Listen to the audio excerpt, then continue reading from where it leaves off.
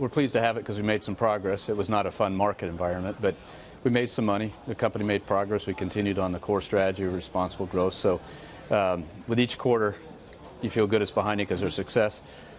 Last quarter, the markets made it a little interesting. Yeah, in terms of 2016, you said on the investor call a couple of months ago that March had shown some improvement compared to those depths, those lows of January and February. Has that continued through April and May? Yeah, and I think if you think about it from markets activity, trading activity, what these guys out there are doing, it's as strong as March and it continued to improve.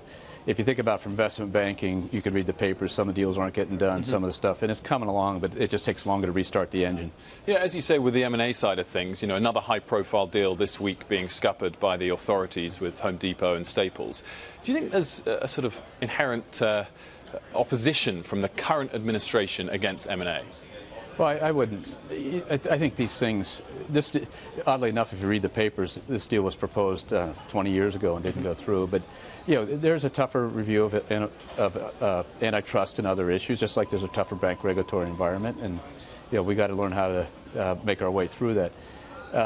What is interesting about what's going on is in all these industries, there's a definition of market question which gets kind of interesting. And so in our world, it's fintech, we call it. Other places, it's online sales and different ways things get sold. So it's going to be an interesting environment for regulators to think through global environments, macro environments, and different market definitions than they had to before. And political environments, of course, changing too. What would a Trump presidency mean for banks?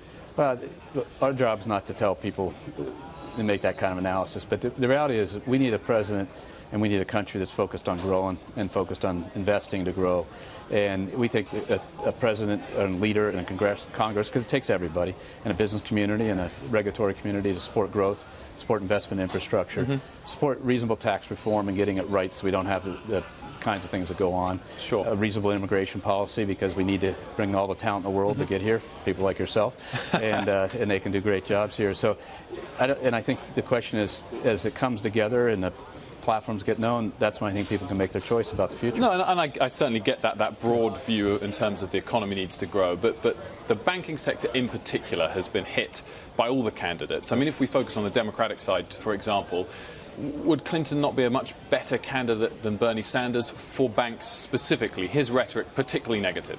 Well, I think if you think about, we don't get into discussion of individual candidates, and I don't think that's right. But if you think about what the regulatory fraternity across the world, and not only in this country, across the world, has tried to ensure over the last 8-9 years since the crisis is a pretty simple set of equations. More capital, get the capital levels right, get the liquidity right, get the resolvability right, get the scope of activities right. And largely that's done in both parties, whether you agree it's too much or too little, and there's people who disagree, agree that a lot of that work is done, and we got to just make sure it all works. And that's, I think, the challenge ahead. So what I'd like to see is constant focus on let's getting these things more correct at the margin, because there's elements that were put together quickly, and we got to make sure they work. So you said a lot of that work is done. We've got CCAR coming up, also the living wills. They're big kind of calendar dates on the regulatory horizon for you. Are you confident that you'll pass both? Well, in a case of resolution, you can see just what we see. You got the same letter with a little redaction. So we got some tasks to work. We've been working. We probably spent $1 billion internally and externally on a resolution plan. It's in our best interest to make it work. We take it very seriously. I think we've got the plan in place to make it work. And what's important to that is not only that it works for our company, this is all the participants it works for, because at the end of the day, we all stand for each other in some broad prospects because the FDIC and the liquidation, and it's got to work. It's got to keep, with these large banks, we've got to be able to liquidate them and keep the markets calm. That was a lesson from 2008. And so we think we'll get that done. We think we'll pass them both. But the question is, it just work, and you can see it.